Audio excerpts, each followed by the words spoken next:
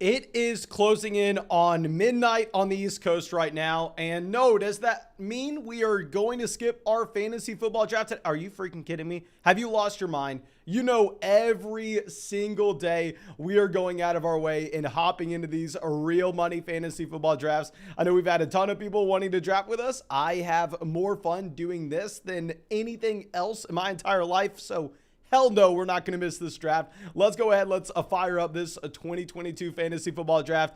Last night, in my opinion, we drafted a ridiculous team. We had Derrick Henry falling to us at pick 11.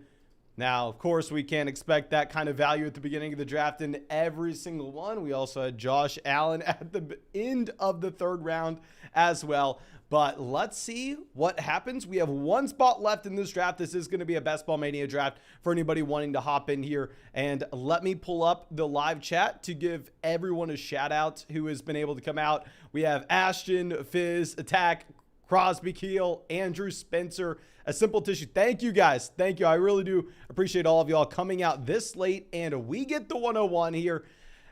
Maybe that's good karma. It's good karma for us deciding to fire up a live stream this late. And you know what also is good karma? Not on my end, but on your end, is going down there and supporting this channel by dropping a like, subscribing to the channel if you have not done so already. Only subscribe if you play fantasy football, of course, because that's going to be the only thing you find on this channel. But let's run these likes up. Come on. What are we doing here? What are we doing, ladies and gentlemen?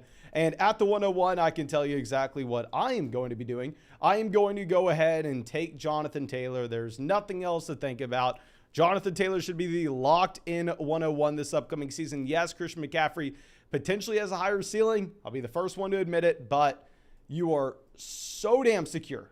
So damn secure with Jonathan Taylor. Golf for Life coming out says, I'm in this draft with you. Yes, sir. I see you out there. You're drafted at the 112, though, so we don't have to worry about what you're going to be doing. You can't necessarily go out there and snipe us. So let's take JT at the 101, and let's sit here, enjoy the show, sit on our hands, wait to see what these teams do. Justin Jefferson, second overall. Okay, so this is interesting. Maybe we get some value in this draft based on a team at 2 going a little crazy. I understand an argument can definitely be made for Justin Jefferson over Cooper Kupp. Now, I could never do that myself. I think you have to go Cooper Kupp over Justin Jefferson, even though, hell, Justin Jefferson has shown us a ridiculously high floor and ceiling combination through the first 2 years of his NFL career. So I understand the thought process, but we have Jamar Chase at 4. So Christian McCaffrey is going to fall. Oh my, never mind. Christian McCaffrey falls to 6. Najee Harris goes at pick 5. I ended up getting Najee Harris in a draft right before this. On my way home, I ended up taking him at pick 10. Stephon Diggs goes at 7. Really, really interesting to see this Najee Harris selection at pick 5 here. Dear God. Dear God. Fizz asking if we're going to take Jalen Tolbert in the 4th round. If y'all missed our live draft last night, we actually got to see someone take Jalen Tolbert in the 4th round, which of course is a blessing for us because that's just going to be sliding more value down later on. We have Zach in this draft as well. So we have a couple members of the flock here in this draft that we're going to have to be going up against. Zach decides to go CeeDee Lamb at pick 8. We see him do this all the time. We've seen the man go CeeDee Lamb over freaking Stephon Diggs before. I've seen Zach go CeeDee Lamb as the wide receiver 4 off the board. I mean, Zach is, I don't want to say the exact same thing as Spack last year, where y'all know Spack last year in these drafts with us. He just went ahead, took J.K. Dobbins and Antonio Gibson in every single draft, where Zach, I think his 2 pair is CeeDee Lamb and Deebo Samuel, based on my memory. Maybe I'm wrong here. We have DeAndre Swift, pick 14. In my opinion, taking DeAndre Swift here is crazy. I understand, yes, with DeAndre Swift, this is a running back that is uber talented. This is a running back that's one of the best pass catching running backs in the NFL. I thought he was one of the best values in the NFL when he was going in the 3rd round of last year's draft. Sometimes you were getting DeAndre Swift in the 4th because some crazy people were worried about Jamal Williams. Hell, I was drafting DeAndre Swift every day of the week then, but it takes Swift at pick 14 to take him over Mixon. It's a little too aggressive for me. I would even take Aaron Jones over DeAndre Swift. So let's see what Zach does. I think he goes Deebo Samuel based on what I've seen him do in drafts so far. Yeah, he goes Deebo Samuel, pick 17. Derek says, how many puppy superflex drafts did you squeeze in? I think I only had like 35 in, because once you add the entire ADP list shift, once you had drafters kind of learn what to do 3 or 4 days into that contest, I was a lot less excited to fire them up, because like I said, in those superflex drafts, it was so easy to just log in, take 3 quarterbacks in a row, and then have a super team when that contest first opened. But then people got smart. Then if you wanted to grab a quarterback in round 3, instead of that player being Kirk Cousins, all of a sudden that guy was Trevor Lawrence, and I was a lot less excited about that. Mike Evans goes 19. Of course, it would have been beautiful to have Mike Evans falling to us at pick 24, but it's going to be a pipe dream. I'd imagine the team at pick 6 is very excited with their start so far, somehow managing to pair up Christian McCaffrey and Mike Evans on the same team. Okay, so Tyreek goes pick 20. Dear God. Are y'all seeing this? Leonard Fournette, 21. Johnny on the clock. He goes Andrews. Now, if I would have had Mark Andrews in this draft, God knows what I would have done, but it would have been ugly. I would have lost my mind. And seeing Mark Andrews fall to pick 22, we have to take note. This means there's no way in hell we can consider drafting Kyle Pitts here at pick 25, because hell, there's an outside chance that we get Darren Waller falling to us at the very end of the 4th round based on how this league is valuing the tight end position. So A.J. Brown goes, oh dear God, oh dear God. Do we go Chubb, Higgins, Chubb, Javonte? I would really like to reach on Kyle Pitts here, but like I said, seeing that Mark Andrews value scares me going tight end. Higgins just seems aggressive here. F it, we'll take him. We'll go Higgins and Chubb.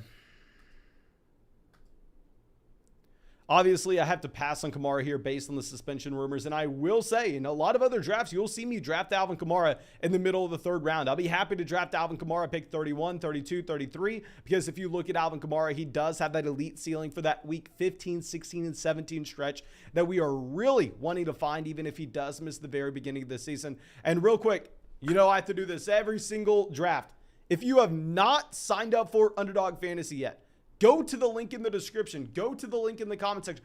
Fix your damn life. There's a reason I'm doing these drafts every single day. It's because they're the most fun thing you could ever do. And if you sign up for these drafts right now and use promo code FLOCK, of course you can, A, most importantly, have some fun. B, get into drafts with us on the live stream. C, they'll match your first deposit dollar for dollar up to 100, because they know once you start drafting here, you're not going to stop. D, you're also going to get our 2022 rankings, our dynasty rankings, our dynasty rookie rankings. You can find the link in the live chat, find it in the description of the video, find it in the comment section. Use promo code FLOCK. Now, Keenan Allen goes pick 29. Once we start Jonathan Taylor, Nick Chubb, we probably want to see some of these running backs go off the board. Like, the last thing we want to see is this league overall just completely punt the running back position. Kyle Pitts goes pick 31. So I know Zach usually also decides to go like a George Kittle in the 4th, if I'm remembering correctly. Maybe I'm not remembering correctly, but I would be interested to see if he adjusts now that he sees Mark Andrews fall all the way to pick 22 in this draft. But Jalen Waddle goes 33. This is all standard. I would say Travis Etienne pick 32 is going to be a little bit high. I did decide to draft Travis Etienne over Ezekiel Elliott in a draft just now. And yes, I have Zeke ranked over Etienne, but I was sitting there on the clock. And this is why firing up, I mean, at this point, I'm coming in with almost 300 real money fantasy football drafts so far. And I'm just now adjusting to saying, you know what? Ezekiel is probably someone that I can no longer draft over Travis Etienne. Taking a running back that has over 2,000 career touches, if you include the playoffs.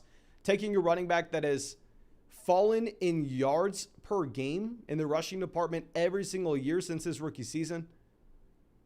Take him over Etienne seems a little rough, especially considering the fact, y'all know I loved Etienne last year. And yes, I hate the fact that you have to draft Travis Etienne at the beginning of the 4th round now, where last year we were getting him at the end of the 5th, the beginning of the 6th, where I was drafting him every single draft. So yes, it sucks that we have to pay up for him, but hell, he's a very good player. I liked him before. Just because we have to pay an extra round of value, I shouldn't be completely off the guy. I should just go ahead and draft him. Now, I'm not drafting him over James Conner. Can't do that. I think that is crazy, but I can draft them over Ezekiel Elliott. You have Justin Herbert, Patrick Mahomes going here, pick 35, 39. Honestly, a little early for both quarterbacks. I mean, I've seen Mahomes in some of these drafts now falling to the 5th round. Justin Herbert usually falls until you get to either the Keenan Allen or the Mike Williams team. But here, the Mike Williams team doesn't have a chance to grab Justin Herbert. Maybe that's why they just pivoted over real quick to take Patrick Mahomes, because they were planning on quarterback there with Herbert. But Cam Akers goes pick 41. Interesting to see Zach go Cam Akers. Now, of course, at this point, what we are really hoping for is we're hoping for Darren Waller. We can assume that the Kyle Pitts team's probably not going to take Waller. We can assume the Mark Andrews team's probably not going to take Waller. These 3 teams that are about to be on the clock all decided to pass on Mark Andrews in the 2nd round when Mark Andrews was the highest player according to ADP. Okay, so they don't decide to pass on Darren Waller here. They go Waller. Usually I'd be very excited about Kittle and another player I don't want to speak out loud on at the turn here. But maybe we don't do that. Y'all know there's one receiver in this range I can't stop drafting. Gabriel Davis goes off the board, pick 45. That's not the receiver. I am not going to be drafting Gabriel Davis, a wide receiver that was sitting on the bench for 34-year-old Emmanuel Sanders last year. I'm not going to be drafting him over the wide receiver 7 last season. I was one draft class before him. Okay, so I think we go Terry McLaurin here.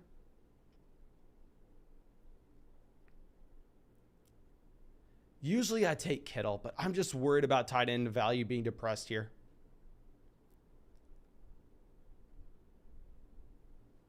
Sit here and think for a second. We go McLaurin. I'm not too interested in Metcalf either. Usually I go Kittle. Usually at the turn I go Kittle, Lamar. I'm going to queue up 3 players. Y'all pick who you want. Spam the chat right now.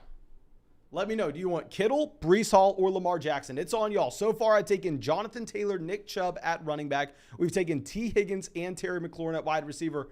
This one's on y'all. I like David Montgomery overall, but knowing that we're going to get David Montgomery sometimes at the end of the 5th, I can't take him here. Okay, Hall, Kittle, Lamar, Kittle. Okay, looks like most people are wanting George Kittle. We'll take him here. We'll take him.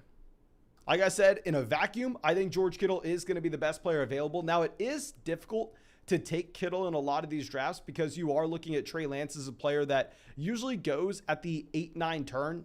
I'm sorry, the 7-8 turn. But regardless, he goes on the opposite end of the draft room. So, when you take George Kittle, we're really not going to have a chance to pair him up with this quarterback in Trey Lance. And if we go ahead and we look at the other options that we have on this team, really the only appealing stack that we would have would be Joe Burrow. I really don't love the Joe Burrow ADP where he usually goes about in the middle of the 6th round. But hell, I guess if he falls to the 6-7 turn on a team where we have T. Higgins and we don't really have any other potential stacks set up, we probably just going to have to go ahead and take Burrow at pick 72. Okay, so we have Chris coming out and says, I love your team, brother. Good stuff. Thank you, my man. I will admit, I don't think this team's nearly as good as the team we drafted yesterday. I think this team's honestly whatever. I feel like we haven't had any crazy value falling to us just yet. I don't think we made any mistakes with the team just yet, but seems like a cookie cutter draft. Seems like there's not too much to it. Like last night, we had a crazy one. We had a crazy one last night. Hopefully this one can get mixed up a little bit once we get to rounds 6, 7, and 8. But as of now, it looks like we're just rolling. Brandon Cooks does indeed go pick 53. Lamar Jackson pick 54. This is my favorite team in the room by far and away. By far and away, I'm not a massive fan of the Michael Pittman Jr. selection, but it is what it is. You're kind of in no man's land. I personally would have preferred to Mike Williams. I would have preferred to Jalen Waddle. But here, getting CMC at pick 6, getting Mike Evans 19, Darren Waller 43, Lamar Jackson 54. This is a beautiful start to a draft. From a roster construction standpoint, while yes, I don't love the value on Michael Pittman Jr., people that are a lot smarter than me, they do like that value on Michael Pittman Jr., so it's hard for me to speak too negatively on it. That's just a beautiful roster construction starting from the 6th spot. Of course, you get a little lucky to have CMC falling to you there, to get Mike Evans falling to you there. I guess knowing that you're getting Darren Waller in the 4th, it does make sense to go ahead and take Mike Evans over Mark Andrews, because I would rather have the combination of, say, Mike Evans and Darren Waller compared to Mark Andrews and Allen Robinson, or Mark Andrews and Gabriel Davis, or Mark Andrews and Deontay Johnson. Okay, so Kyler Murray, Amari Cooper go off the board, Chris Godwin. None of these players we expect to make it back to us regardless, so it almost doesn't even matter what happens here. Amon-Ra St. Brown at pick 62. Like I said, we're not expecting him to come back to us at pick 72. Of course, we would take Amon-Ra St. Brown if he was there and available, but he's just simply not going to be. So, not worth speaking on it, not worth really thinking about it. We just have to sit on our hands, plan to get Burrow. Not only plan to get Burrow, but hopefully bring in another wide receiver value. Dalton Schultz goes 63. Dalton Schultz has been a consistent riser throughout pretty much the past 2 months. Like Dalton Schultz, I thought was a fine value whenever he was going, in the 8th round when he was going back-to-back with TJ Hawkinson. But now to see him here at 63, while I agree with people, I probably even had him ranked too low initially. I will be the first person to admit that. He's in a great situation. The opportunity cost to take him here over an elite level quarterback like Jalen Hurts, it's too high in my opinion. It's definitely too high. Okay. Russell Gage goes pick 65. Russell Gage is a very solid player if you're in a regular fantasy football draft. If you're drafting with your buddies, if you're going to be in your regular 12-team league where you can make trades during the season, yes, 100%, I love the Russell Gage selection because Russell Gage could potentially be a low-end wide receiver 1, high-end wide receiver 2 in games that Chris Godwin misses through the first month of the season. So if you're able to take Russell Gage here and then you're able to potentially sell him high a month after the season because they have no Gronk, they have no Chris Godwin, they're going to be top 5 in passing, they have no Antonio Brown, they gave him $30 million. Hell, I like that selection of Russell Gage. Now, here in Best Ball Mania, where it's that $25 buy-in, where, yes, first place, second place in this 12-team league, they both get paid, but what you're really playing for is the small percentage of every league pot taken away for the fantasy football playoff tournament in weeks 15, 16, and 17, where points matter so damn much. There, Russell Gage and his overall expectations should not necessarily be anywhere close to what they would be at the beginning of the season, because you will have Godwin back. And a lot of people will have him in the tournament because that production will be front-loaded. That's why I'm not necessarily a massive fan of taking Gage in the 6th round here. I don't really think it makes too much sense. But, of course, like I said, we are going to plan on going Joe Burrow. Between Elijah Moore, Devontae Smith, I would say Adam Thielen, Drake London. Y'all know who I want. Y'all know who I like out of this list. I'm looking at Michael Thomas and I'm salivating saying, yes, he has a very low floor. Yes, I could lose a lot of money taking Michael Thomas as much as I have. But at the end of the day, he's being drafted as a wide receiver 4 in fantasy. At the end of the day, this is a $25 buy-in, $2 million to first. I'm getting up to bat, right? I'm sitting there. Am I thinking, okay, we need to walk. We need to get on base. I need to hit a single. I need a bunt. I need to move the guy over. I need to just do something productive. No, that's not what I'm thinking at all. I'm thinking, hell, it's a $25 buy-in, $2 million to first. I am looking at the green monster out there. I'm trying to smash this pick. I am trying to find that league winner. So for that reason, if you see me in a draft in a public lobby, I'm going through and I'm taking Michael Thomas in way too many of these leagues. Now, I've already drafted Michael Thomas in God knows how many. I already have Michael Thomas probably in over 20% of my drafts so far at this point. So I have to be somewhat responsible. We have Elijah Moore falling about 7 picks behind his ADP. I will go ahead. We'll take Elijah Moore here. I think we have to select a wide receiver based on how that draft texture is shaping up. So far in this team, we have Joe Burrow at quarterback to stack up with T. Higgins. At running back, we have Jonathan Taylor, Nick Chubb. At receiver, we have T. Higgins, Terry McLaurin, and Elijah Moore. And at tight end, we have the elite level option, or at least the player we hope is an elite level option this upcoming season. We have George Kittle. So yes, while I maybe wanted to go ahead, grab Michael Thomas, someone that I promise you I'm going to be taking the discount on. I understand there's a lot of risk, but what the hell is the opportunity cost if he's being drafted as a wide receiver 4? He's being drafted outside the top 36 options at the position. Yeah, he has a low floor, but you're not drafting him in round 3. You're not drafting him in round 2. If we think back in 2020, 2 years ago, Michael Thomas was the top 3 pick in fantasy. The man leads, has the record, the NFL record for receptions in a season. Last fully healthy season we had from Michael Thomas, he was the wide receiver 1 in fantasy. Last fully healthy season we had from Jameis Winston, he led the NFL in passing yards. Neither are likely to happen this upcoming season. Both are unlikely to happen, but it's in the range of outcomes. And that's what I care about. So Tom Brady goes pick 82. That's to the Patrick Mahomes team. This is a team that I really don't understand too much. Like, I feel like if we go through and show this off, this team started out exactly how we did. They had Derrick Henry, Joe Mixon, Mike Williams even at pick 34. Mike Williams is never making it here to pick 34. So what we were talking about previously is when you start a draft off like this, if you're one of the lucky people that get to draft Derrick Henry in the first, that get to take Joe Mixon paired up with them and get Mike Williams at pick 34, your job is not to get cute with it. Your job is to not necessarily go through and try to find that next player like Michael Thomas that we were talking about. At this point, you don't need to hit a home run.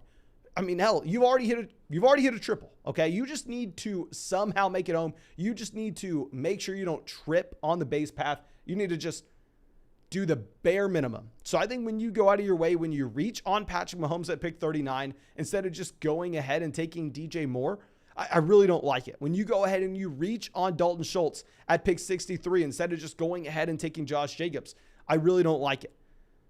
So I think this team was blessed with the first 3 rounds and how it shaped up. I think they maybe try to get too cute with it. But that's just my opinion. Like I said, I am an idiot. I am wrong all the time. All the time. I could easily be wrong on every single thing I say this live stream. Dallas Goedert goes pick 88. Good for us. We're not really considering Dallas Goedert.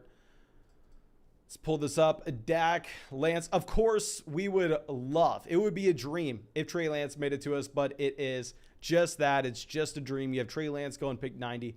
Kadarius Toney going pick 91. And if we're looking at building correlation in at this turn, really there are no players that stand out. Like, we're not taking any Kansas City Chiefs guys here. No quarterbacks that we're interested in. So it's just going to be pure best player available for us. Let's see this. I know reports coming out of Seattle are not positive about Kenneth Walker. Kenneth Walker goes regardless, so we didn't even have to think about it.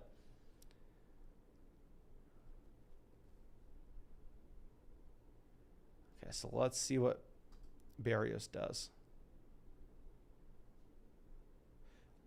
I have an idea that not too many of y'all are going to like. Now, I understand we have Nick Chubb here. And prepare to see me do some mental gymnastics. Prepare to see me jump through some hoops to try to sound smart when I'm an idiot. So if we think about paths where this team could be the one team that stands out in this contest, we're taking Christian Kirk regardless. This is about the Kareem Hunt and Nick Chubb pairing. Well, yes, I do not like, quote unquote, monopolizing backfields. I do not like handcuffing our running backs in large field tournament contests like this. I think it would make sense in that if Kareem Hunt were to go down, say Kareem Hunt goes down from weeks 0 to 10, and Nick Chubb becomes a top 3 running back in fantasy. Hell, this team benefits. And then all those teams that drafted Kareem Hunt, they don't make the tournament. They don't make the tournament at all. And then if Hunt makes it back, or vice versa, if one of these players just splits the season, essentially, and then we have both of those guys, Hunt comes back, Nick Chubb's out the last 3 weeks, and we're the only person in the tournament with Kareem Hunt because we benefited from the Nick Chubb bump up in production, or vice versa, like we were saying. I probably did a piss poor job of explaining this. I think it's fine. So we are going to take Kareem Hunt here. I also really like Kareem Hunt. Really, really like Kareem Hunt. Now, Aaron Rodgers goes pick 99. Let me know, do you think I should have taken Damian Harris there? I'm looking at Kareem Hunt as someone that just has such a high ceiling compared to Damian Harris on a week-to-week standpoint. Okay, so Rodgers goes 99. After this, Damian Harris goes 100. We want to see running backs. We already have 3 guys in both Nick Chubb, Kareem Hunt, as well as Jonathan Taylor, of course. So we're wanting to see running backs off the board. If I was looking for a running back to make it back, I would love one of the Buffalo guys. I would love Chase Edmonds. I would love Melvin Gordon, but I doubt that happens. And I'm probably not going to take Rashad Penny at pick 120 So let's just hope that we get running backs off and then we have some wide receiver value making to us. Now, quarterback targets that we could have later on here. Burrow's not in the category of guys where I think we can take Joe Burrow and we only have to draft 2 quarterbacks. Like, especially if we miss out on this tier ending at like Matthew Stafford or Aaron Rodgers. I think we have to go ahead and we have to draft 3 QBs on this team. And if we're looking at quarterbacks that we can grab, maybe we want to grab Zach Wilson with Elijah Moore. Maybe we want to grab Trevor Lawrence with Christian Kirk. Maybe we want to step up to the plate, load up on our back foot, aim for 50 feet above the fence, knowing that we're probably going to strike out and take Deshaun Watson. Now, Evan says, can you pick up players in best ball? Don't know if you're trolling me with this question, my man, but I'll happily answer it regardless. So no, on these underdog drafts, the reason I'm able to hop into 300 of these drafts and they're all real money leagues, of course, I'm not going through and submitting 300 sets of waiver claims during the season. I'm not going through and submitting 300 starting lineups throughout the season. It's because you have no time commitment at all to these leagues during the year. You're not going to have to submit your starting lineup, that automatic best starting lineup submitted for you at the end of the season. And on top of that, there are no waivers. So that creates a unique opportunity for people who understand game theory and roster construction overall to come in here and dominate these drafts. And it's 18 rounds. You don't need waivers. And this just makes drafting so much fun. They have $5 drafts. They have $3 drafts. So you can hop in, say you go sign up for Underdog Fantasy, use promo code FLOCK, deposit, say $50. They add $50 to your account. You have $100 in your account. If you want to go fire up $3 drafts, hell, you can fire up 33 $3 drafts and then have $1 left. And you can keep it in your account balance just so you don't seem just... God knows. I don't know where I'm going with that. Luke says 2 quarterback with Burrow is fine. My man, I agree with you. I think it's fine if you grab someone like Lance, Dak, Stafford, Brady, Wilson. I think going like 2 quarterback with Burrow and grabbing like Joe Burrow and Zach Wilson. No, I'm not doing that. I'm not doing that. Zach Ertz goes pick 116. Oh, if we get Tyler Boyd, I'm doing a backflip. Seems to have 5, 4, and 5 wide receivers. There's a chance they don't take Boyd. Hell, hopefully one of these guys takes Kirk Cousins. Tyler Boyd goes 117. Okay, here. This team took... Okay, Cousins is gone. They have Wilson. Maybe they go Tim Patrick. We can hope they go Tim Patrick.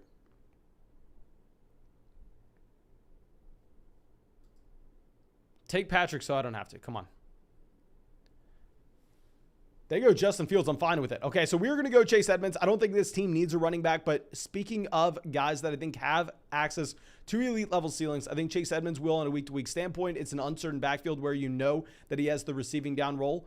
Now, beyond that, I kind of want to reach on Pat Freiermuth.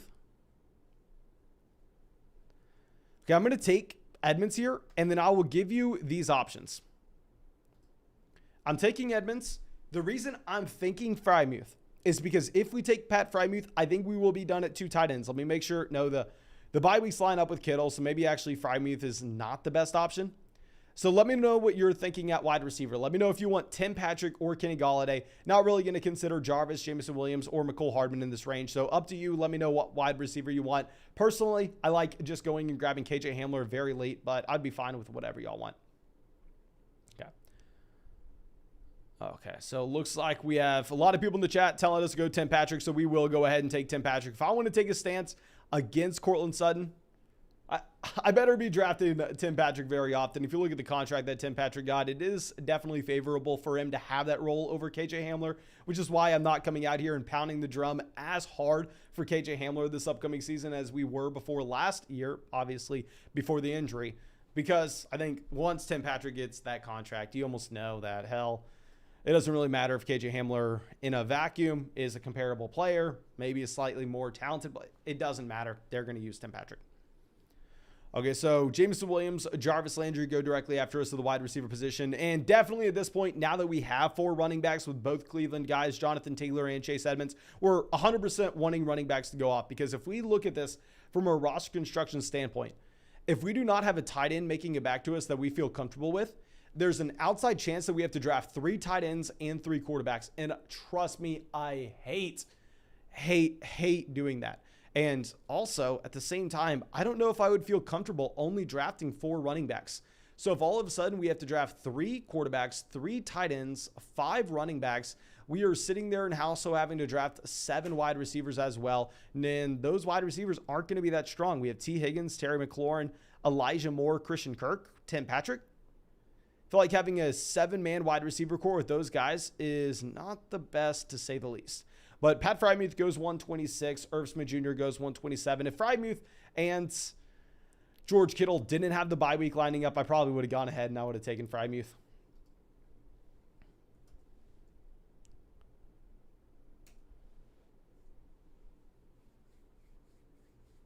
Okay, so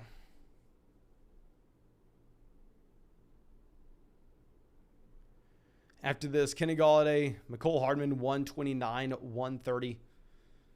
Michael Carter Jr., 131. I like both New York Jets running backs, if I'm going to be honest. Obviously, after the NFL draft, I was saying, oh my God, Michael Carter Jr. is the worst value in fantasy. People are still somehow drafting him over Tony Pollard. But the overall community in fantasy football has lowered him down to a point where now I think he is intriguing. This is actually even before where he usually goes.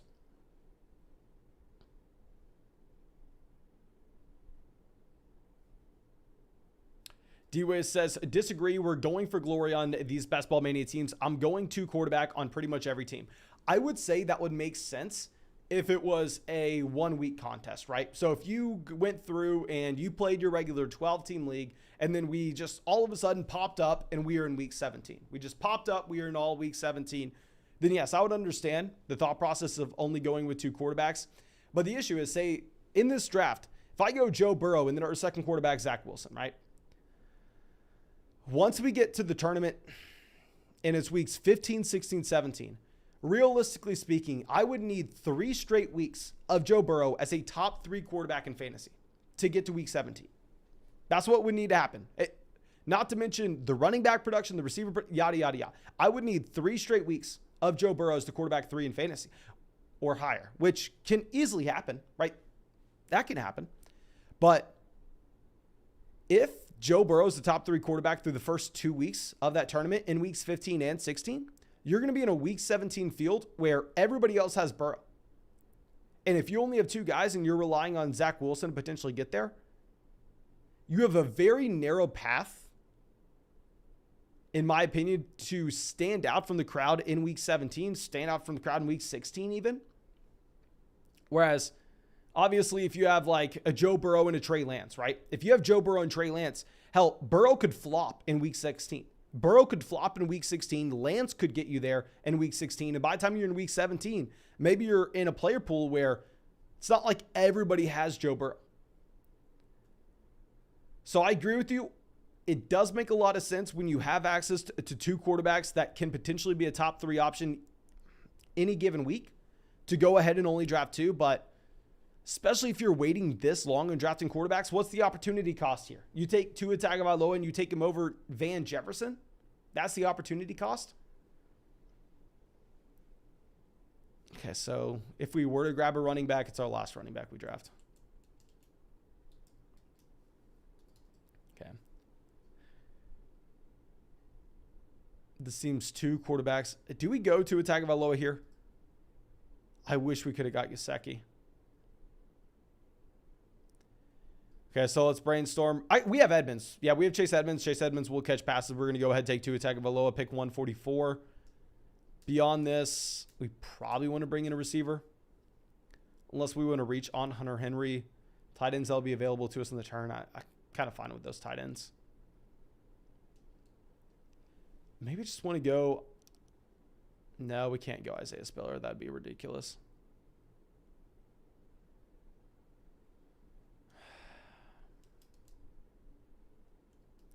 If it will take Van Jefferson. I am slightly, ever so slightly concerned that Tutu Atwell will have a role this upcoming season, or they sign Odell Beckham Jr. Now, if the depth chart remains the same, if the usage of these wide receivers in Los Angeles remains the same as it stands, hell, I love the selection of Van Jefferson here. I have no questions about it whatsoever. But they did select Tutu Atwell in the 2nd round last year. He does have speed to be a field stretching option on this offense. I would say the Los Angeles Rams are still the favorite, in my opinion, to go ahead and to bring in Odell Beckham Jr. So I am worried that this Van Jefferson selection, we're almost taking him at his ceiling. Like, I don't necessarily think that his ADP can go anywhere but down from here. So I don't love the idea of taking Van Jefferson at pick 145. I try to convince myself to go ahead and to grab a running back like Isaiah Spiller. I probably should have, but I probably should have. Just when you take Jonathan Taylor, you already have so much production essentially locked in at your running back one spot. Or I feel like we don't necessarily want to just go ahead and continuously slam in running backs later on. Okay, so DJ Chark goes pick 153. Lucas says, just joined. I like the team, and I smashed the like button. Thank you, my man. And let's go ahead. Let's show off this team for anybody just now coming into the live stream. I know usually what happens in these drafts is y'all go to the live chat and you tell me, you know what, Mason, this is a horrible team. Mason, you have no idea what you're doing. Mason, this is the worst team I've ever seen. Usually I'll disagree with it, but I'll sit here and I'll go, hey, no, you know what? You can have your opinion.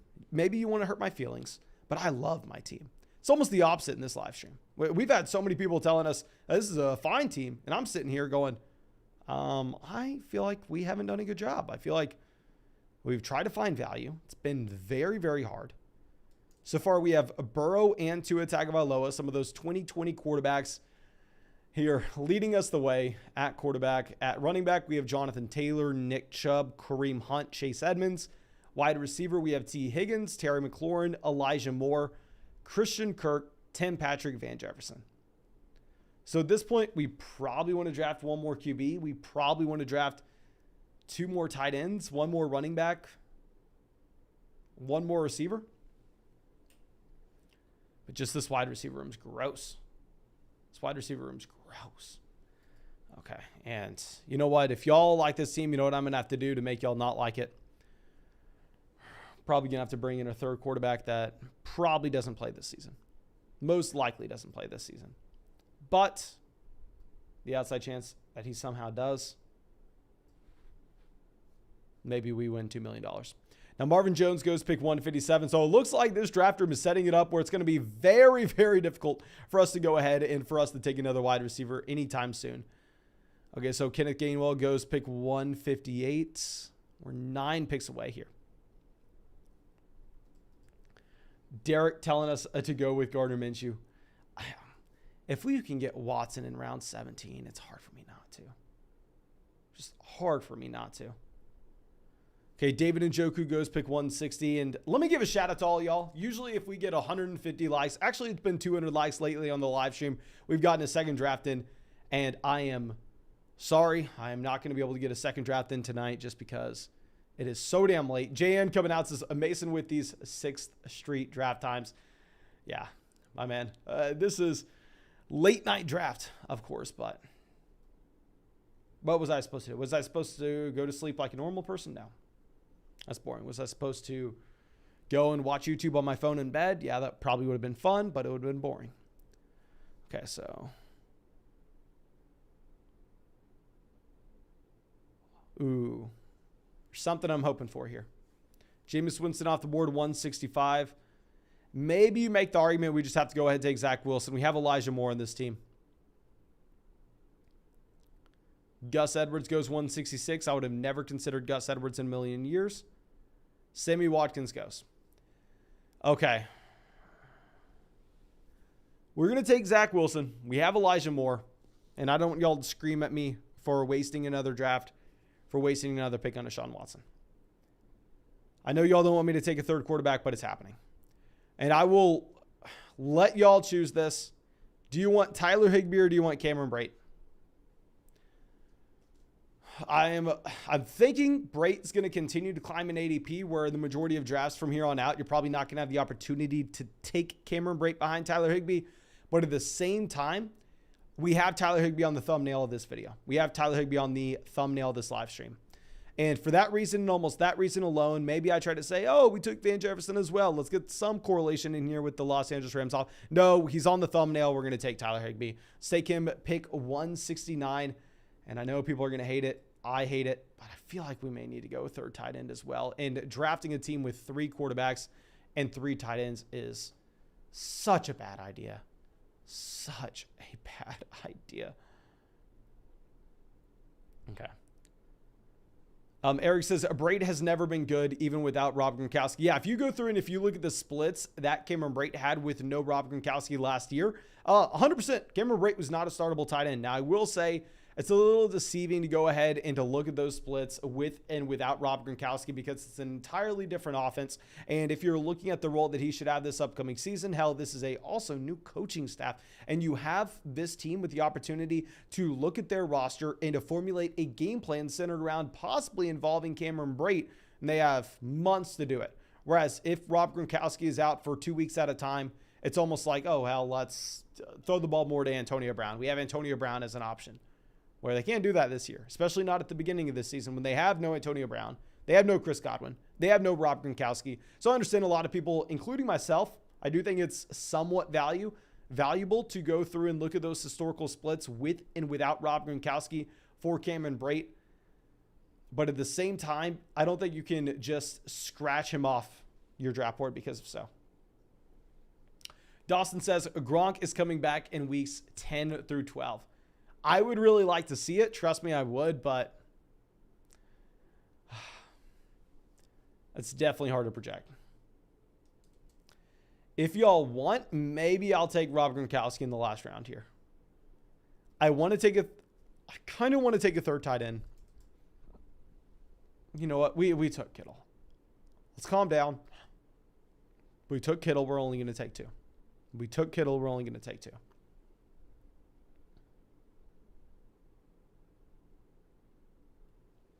Okay, Mac Jones goes pick 177. John says, would you ever be interested in collaborating with other fantasy football YouTubers? Yeah, I mean, I've been on other fantasy football channels. We were on Fantasy Pros a couple weeks ago. Let's slide this over. We still need 1 running back, 1 receiver. If we're looking at receivers that we could potentially bring in, not necessarily interested in any of the 3rd or 4th options in New York or Miami. Obviously, Cincinnati doesn't even have a 4th wide receiver. At least a 4th wide receiver you can draft. You know what? If Hayden Hurst is there, we're taking Hayden Hurst. Okay. And I know if you go through and let me say this right now, because I know there are going to be smart people in this draft that see this and go, Mason, you're an idiot. And I'll say the same thing. This is not ideal. This is not what you plan on having coming into a draft. While, yes, historically speaking, it has been it has been the necessity, the great idea of just slamming in wide receivers rounds 15, 16, 17. That was back when you were getting quality wide receivers in this range. If you look at how wide receivers have slid up ADP, the wide receivers that are now going in rounds 13, 14, 15, those are the guys that used to go at the very end of these drafts. So you're getting a completely different quality player. You're taking a completely different guy where historical hit rates almost don't matter that much. Okay, so Carson Wentz goes 186. James Robinson, 187. Okay, Hooper goes... Okay, so it looks like we're probably not going to take Hayden. Oh, crap, guys. Oh, dear God. The mouse is empty. Our mouse is empty. It looks like we're going to have to make this selection from my phone. My mouse is out of battery, and we're probably going to make this selection from my phone, and considering that my mouse is out of battery, we may have to go ahead and shut down the live stream after these 2 picks. Okay, so we are looking at wide receivers best available. I love me some Will Fuller. If we queue up Will Fuller here, does it show y'all? No, it doesn't show y'all that we did. I almost want to just take Will Fuller and Jerick McKinnon.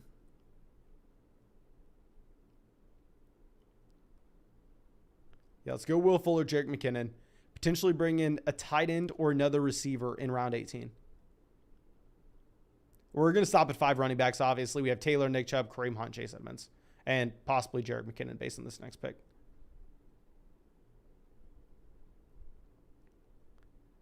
Okay, Barrios, where did they go? They take Kendrick Bourne. Yeah, I'm not even really going to think about it. We're just going to go Will Fuller, Jerick McKinnon.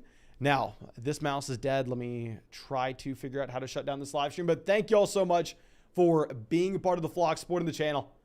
I really hope you all enjoyed this. Like I said, we're going to continue to do this every single day because I have a ton of fun doing it, even if it is way, way too late and past my bedtime. But thank you.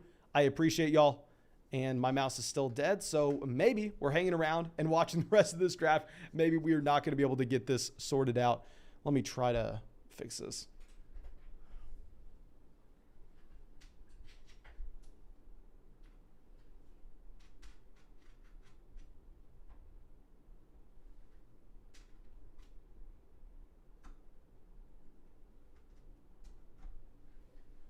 Okay, now this bad boy should be charging. I don't know if it was charging earlier. Okay, so Mark Ingram, Zamir White off the board. Why are people taking Zamir White, please? Someone explain this to me. Is it just because he is a rookie running back? The man is an undersized, between the tackles grinder.